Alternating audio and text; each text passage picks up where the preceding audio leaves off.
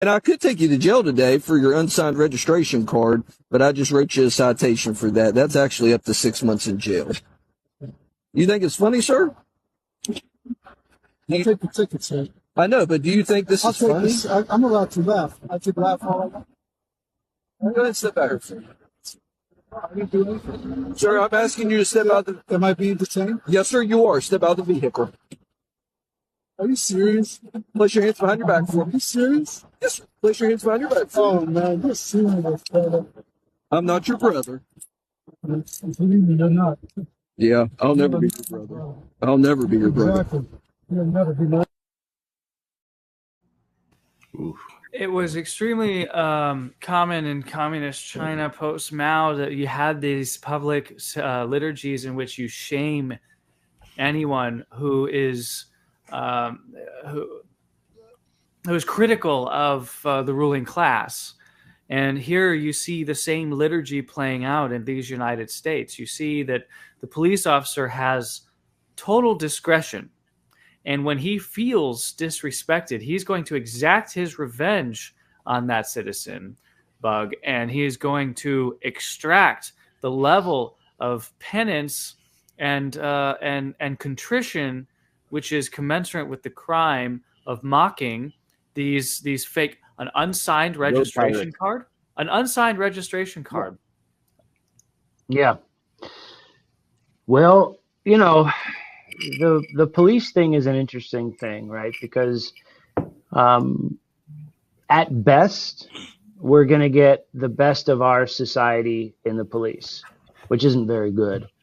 But that's not really who we're going to get, right? Because there's all sorts of issues. Why? Largely because we live in a society where a lot of men are disenfranchised, young men are disenfranchised, and they seek some way to lash out and to exercise that. And so that sends them in all sorts of different directions. One direction that they can funnel towards is to become a police officer and take their rage out on other people. That's just a fact. That's just a fact. So you got all these really pathetic guys who have never been in a fist fight. They've never dealt with things like a man. And then you put a gun on them and you put a badge on them, and it's a recipe for disaster. But that's most men in our culture, isn't it? Most men in our culture are more like women in how they deal with things, right? It's more of like character assassination, pettiness. And I'm speaking about unvirtuous women, obviously, but that kind of nasty, backbiting, very effeminate, narcissistic kind of approach to things is what men are like now. Used to, that cop would have maybe just slapped that guy in the face if he felt disrespected or something. I'm not saying he should have, by the way. I think the guy was well maintained in his modesty, and I don't think him chuckling about the cop's sarcasm was a problem. But I'm just saying, in the old days, a man would have just been like, "Smack, don't disrespect me again," and then send him on his way, right? But yeah, it's a much scarier world living with effeminate men who don't know how to deal with that kind of emotional rejection. They don't know how to be disrespected properly without falling into tyranny. Now you blow that up, right? Blow that up to scale, and you've got an entire infrastructure that's built on that idea. Don't question our global warming. Don't question this. Don't question that. It's a scary time to be alive for fearful people, and it's an exciting time to be alive for people that have a bit of a fighting spirit. I think we all know which side of the fence you're on that one. Looks like Ryan stepped away. So James, I'll go to you. This liturgy of humiliation, of accepting your humble pie, of admitting your faults. This is you've committed a heresy, and it's almost a trial. It's a heresy trial in which you have to proclaim that you are reformed and that you are back on the page of believing in the police state and in the communist country that we live in. This is exactly identical to what would happen in Mao's China and Soviet Russia. Oh, absolutely. And we don't even have to go back to Mao's China. We can go back now to the continent of South America and Africa, and at least a few other places. I know, for instance, in Nigeria, such a behavior would be absolutely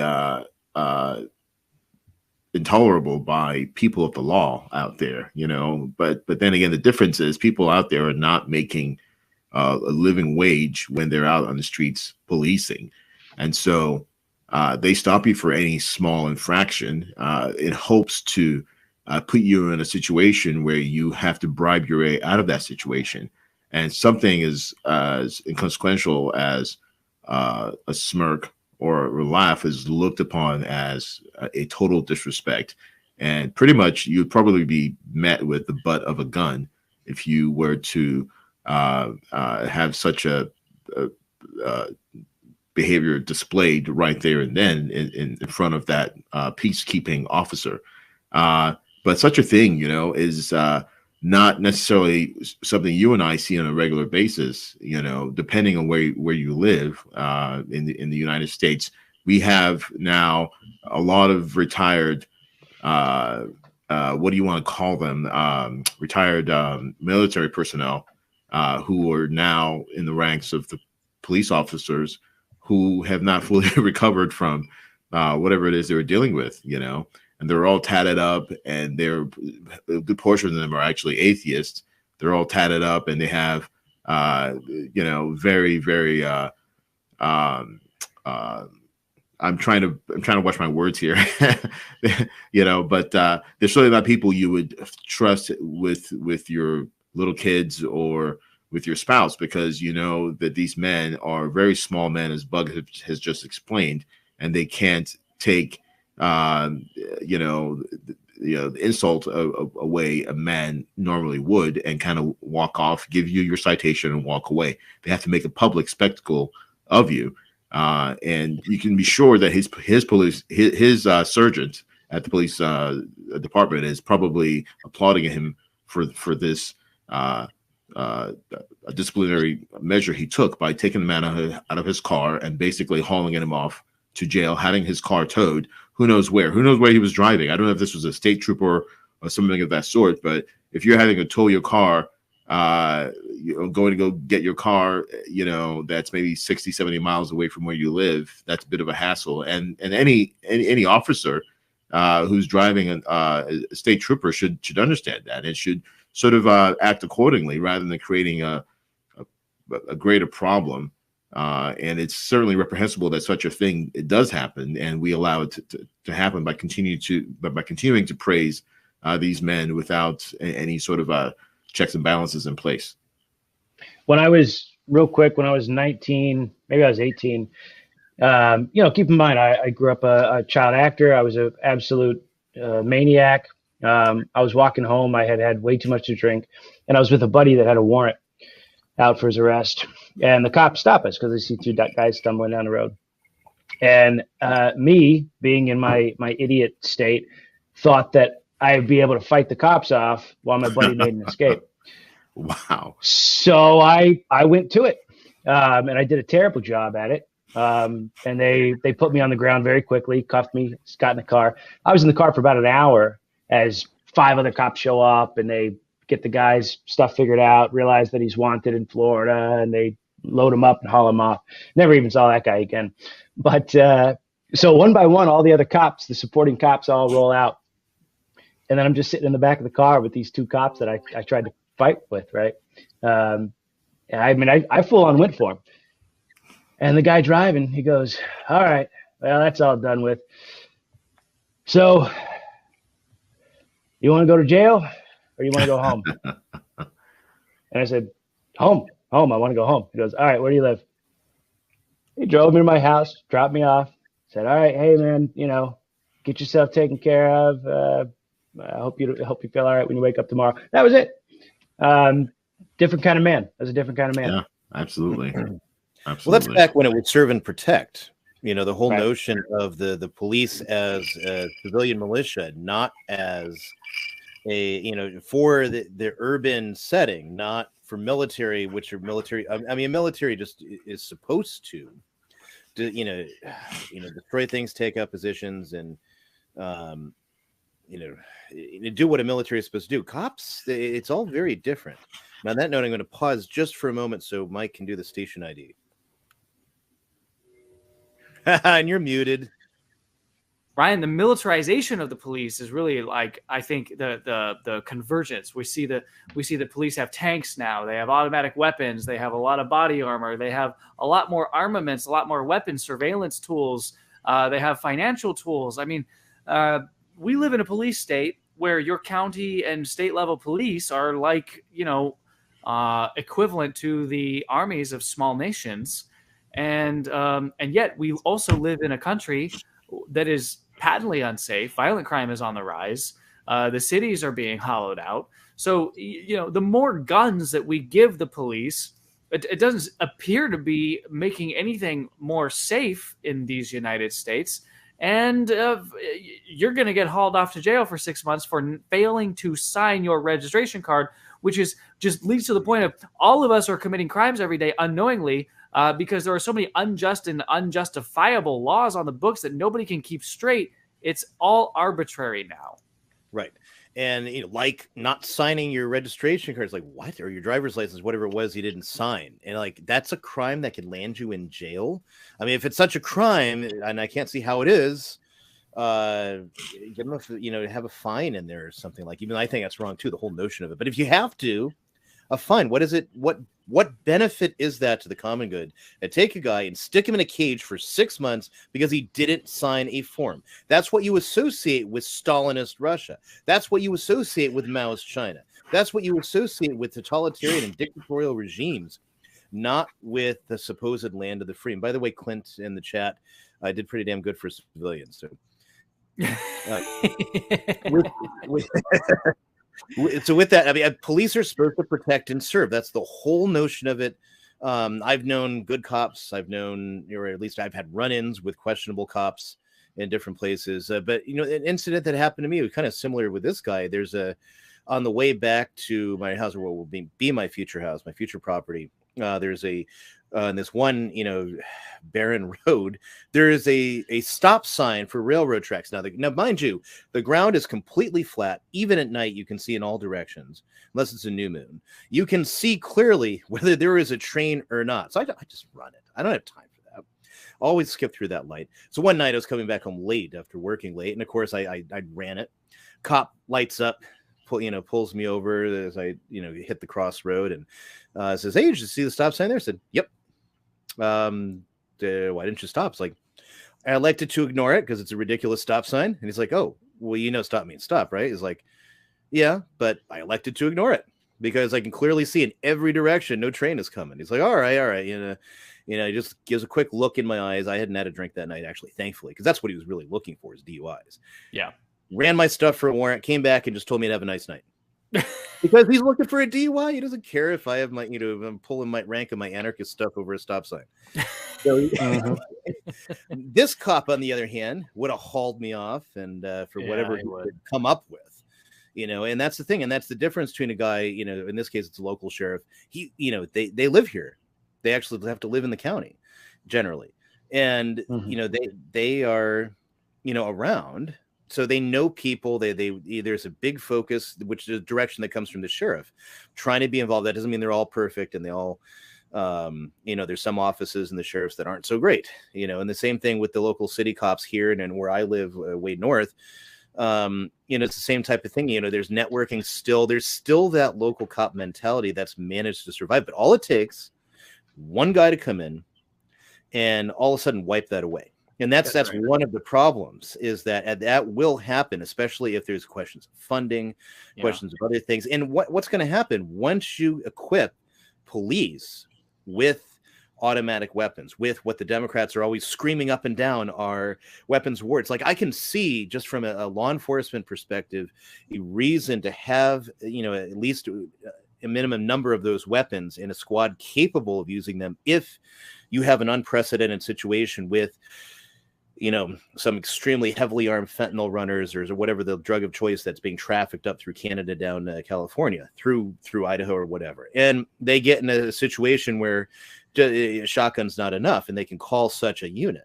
You know, obviously there is a reason to have that, but there's a balance between, well, let's just load you up with all this stuff. And then it's like, well, you're just looking for a reason to use it. So you'll end up calling a SWAT raid during the day when standard law enforcement practice on like, we don't send the cops into danger. We'll just launch the tear gas and other stuff into the house that eventually will push them out without any problem. Right. Mike nailed it on the head. Mike nailed it on the head just a second ago. The reality is the Democrats allow crime. They know how to, everyone knows how to stop crime. You know how to stop crime. You punish it. You punish crime and it stops. The Democrats allow crime to get out of control precisely so that they have an excuse to militarize the police. That's it. That's the whole thing in a nutshell. Then they act like that's not what they're doing, right? Then they go, oh, you know, we're all about defunding. No more police. The police are bad. No, they want militarized police. That's the only way they stay in power, right? The only way they stay in power is with a homegrown military that keeps us all in check.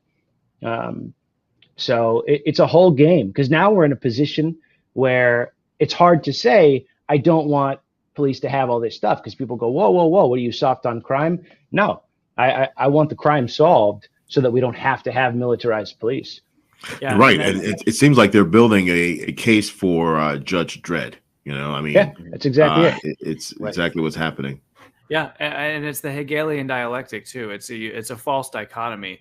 I have to choose to defund the police, or I have to choose to support the police. There's no reasonable alternative to those things. And by the way, it's the police who are going to be enforcing things like what Tony Blair wants, which is a global database of who has taken the experimental serum. You need to know who's been vaccinated and who hasn't been. Some of the vaccines that will come on down the line will be multiple. There'll be multiple shots. So you've got to have, for reasons to do with the healthcare more generally, but certainly for a pandemic or for vaccines, you've got to have a proper digital infrastructure. And many countries don't have that. In fact, most countries don't have that. So there's a convergence of these issues, and you know, and in this false Hegelian dialectic where we are forced to have the American flag with the blue stripe in it, where we back the blue and we're for law and order. Well, I'm for law and order, but I don't back the blue. And it's possible to parse this issue out in terms that are not sort of fed to us in a bumper sticker mentality, because I don't back the blue when they come knocking on my door to find out whether or not I'm properly educating my children in the state-run educational system or in the state religion. I don't back the blue with respect to the biological weapons that I choose not to inject into their bloodstreams, you know, and the list goes on and on and on and on. You don't even have to be an algorist or an anarchist like Ryan is to see that we have a real problem on our hands. And if you walk down Olympic Avenue in downtown Los Angeles, you see police tanks in broad daylight, as Buck said, broad daylight. What are they doing? We don't know. But what we do know is they're not stopping crime. Yep. But that's the excuse. The excuse is, oh, look at all this crime. We have to, we have to, and then they play as if they're on opposite sides, right? But the reality is they're getting all their funding from the people who are allowing the crime to get out of control. Look, if you make punishments for crime severe, people stop committing crimes. Right. You're absolutely right. And go ahead, Bud. That's it. I mean, it's that in a nutshell. Make it, make punishments for crimes severe, and people stop committing the crimes, and then you don't need a police state. And right. Democrats love the revolving door system because the criminals stay out on the road, and that's the excuse for more funding. But it's because they don't care about those people. Those people are useful idiots, right? They care about people like Mike there, who wants to run his family the way he wants. Like James, who wants to raise his children in the Catholic faith, and like Ryan, who wants to make his livelihood in the way that he sees fit. Right? That's who they want to use that police state against. Precisely. And And we're the going to crime get is to a just a point. useful model. Yeah. We're going to get to a point. If you look at the rhetoric on the left, if you ever take a adventure into leftist Twitter, for example, and just the delusional takes of some of these people, you realize that if these people are the ones who are going to be electing politicians and getting into positions of power themselves, what we're going to see in probably a decade or maybe less, heaven forfend, is that being a having never had a homosexual experience, having been only with the woman you're married with, and never having had an affair will be marked as a sign of terrorism, and they will be deadly serious about it. It won't be a joke. They will actually be looking at you for that reason if you haven't had an extramarital affair, even, because that's a sign of right-wing extremist terrorism. That's where it's going to go, because they hate the family so much. They are going to use the state as a cudgel. And so your crime is following natural law as well as God's divine positive law. And that's going to be a terrorist crime. I know that sounds crazy, Ryan. It sounds crazy if you're just tuning into the rundown and this is your first time here and you're thinking these guys are nuts. But just, look, let's place ourselves in the position of the frog slowly boiling to death. In 2009, when Barack Hussein Obama came to power, the Department of Justice issued a warning that people with Ron Paul stickers and pro-life paraphernalia on their cars may be domestic terrorists. Okay, and that was shocking back then. It's now kind of taken for granted now that of course, it's an all. Now they could take your kids if you don't affirm whatever gender identity that their kindergarten teacher assigned them. That's right, and if you refuse to use the pronouns, you may be guilty of something